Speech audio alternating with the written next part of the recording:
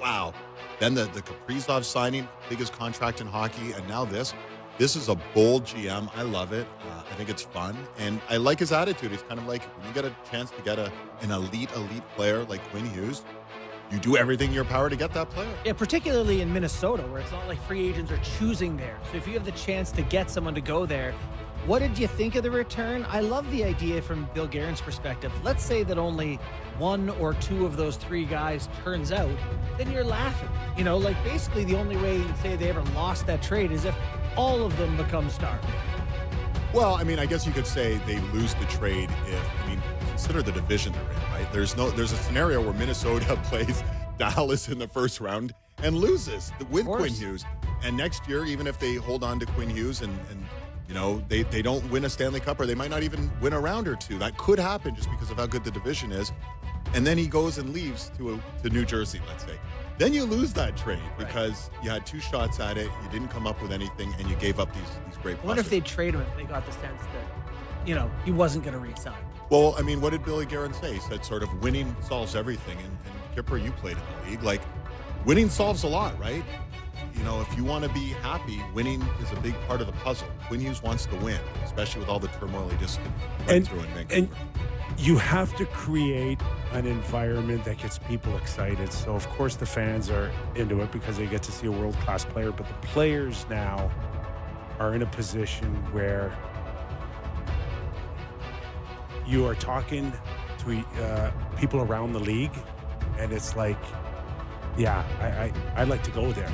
And the Blue Jays did it here, where there's one thing to say you like Canada, or you know you're interested in a new experience, going to another country, but now all the players around the league are just going, I'm going there because I want to win. And I love hearing what they're saying.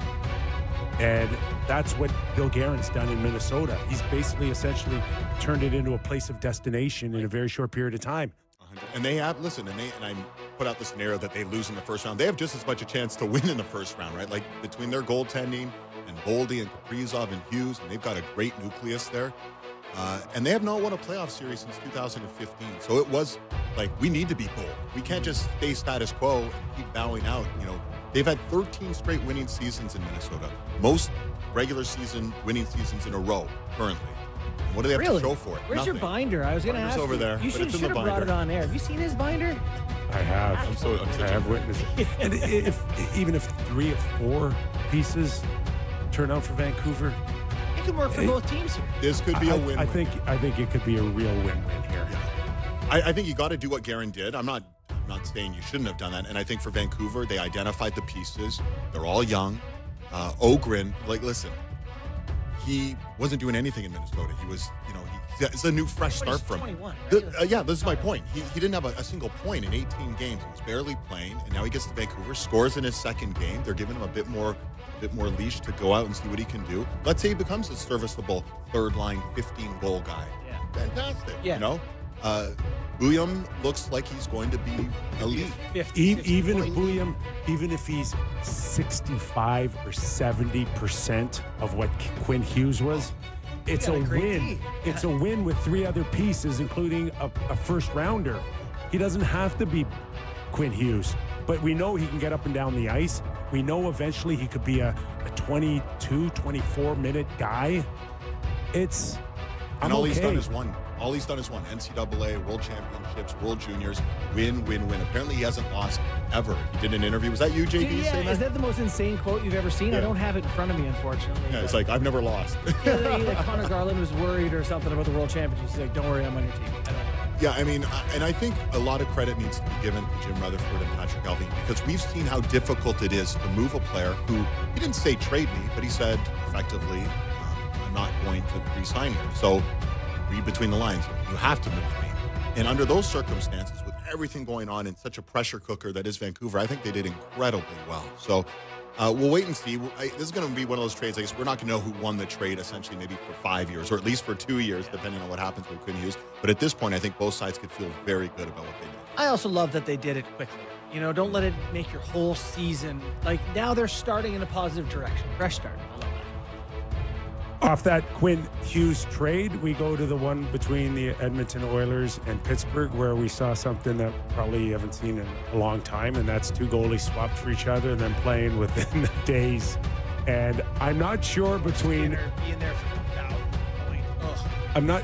Okay, before we get into that, I'm not sure last night's game did a lot for Penguins fans or Edmonton fans to think, oh, we definitely won the trade. But... Your overall thoughts, David, on the trade, first of all, and then we'll get into what Skinner had to witness within like 7 feet of him. Talk about his crease. Fire into the inferno, hey, like in that scenario. Like now he's got to go up against a red-hot Connor McDavid who's playing out of this world, by the way. You saw what he did last night. But as far as Stu Skinner goes, I think he hit it on the head. Did you hear his pregame comments? Yesterday he just basically said we needed a fresh start. It just wasn't working. You know, at a certain point, you kind of go, it's not working. I need a fresh start. Tristan Jarry was, I guess, collateral damage in a way. He spent his whole career in Pittsburgh and had a pretty good run in Pittsburgh. I don't think it wasn't viewed in the same light as the critics who were out for Stuart Skinner in Edmonton. Different pressure cooker because one team hadn't made the playoffs in 3 straight years and one team had been in the Stanley Cup final the last few years. But is it the solution for Edmonton? I'm not sure. Yeah, like will they move Pickard now? Do you think they'll do a Colorado and go double goalie swap? Yeah, I mean, but for who? Everyone keeps saying they got to get a different goalie. You know, the goalie market, and I've listened to your guys' show. I mean, it wasn't like there was 20 Igor Shesterkins waiting around to be plucked, right? There was potential. I've heard Kipper bring up Jordan Binnington before. Who knows what the asking price would have been there? You know, like, give Kyle Davidson in Chicago some credit, right? Spencer Knight, he went out and he solidified that situation. He's been excellent. Now, he came with his own personal, you know, I don't want to use the word baggage, but he had his own personal issues that kept him from playing in Florida, but it's worked out perfectly. That's a trade where you could say both teams won, right? Seth Jones goes over there. He's been much better. They win a cup, and Spencer Knight has done everything they'd wanted in Chicago. But there's just not that many goalies around to just kind of pluck off the goalie tree and bring in. So I think that being the case, if the trade made sense, will this ultimately be the guy who can lead Edmonton to a Stanley Cup or lead Pittsburgh back to the playoffs? Time will tell. So last night also included Leon Draisaitl getting 1,000 point. And we got to come off the bench all the time now. I'm so over the off the bench. You don't think of that? How many players do you think I think it's a big deal. Oh, yeah, we do. Talk about it. I think it's okay. I'm okay. Look, 103 guys in NHL history have that much. That's a big number. Once a year, we need guys coming off the bench. Well, how many do you average a year? Well, I don't scoring know. 1,000 Well, it's points? funny. We had Pasternak like 400 goals this year. No, the bench cleared. yeah. Devontae Smith-Pelly said he played with OV, and he said he was there when OV scored his 600th, and they didn't come off the bench. Maybe because it's OV, and they're like, he's got a few hundred more to go. That's but how I feel about Pasta. that's a big number. A few on social media have asked me whether I thought it was disrespectful